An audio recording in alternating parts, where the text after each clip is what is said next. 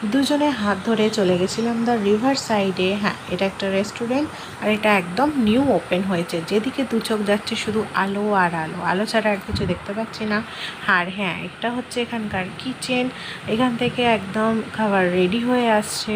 আর বাইরেটা দেখো ভীষণ সুন্দর। এখানে একটা কাউন্টার আছে, এখানে সমস্ত রকমের ড্রিঙ্কস পাওয়া যায়। আর যতই যাচ্ছি শুধু আলো আর আলো। আর পাশে দেখছো আমাদের রিভার, গঙ্গা নদী একদম পাশে।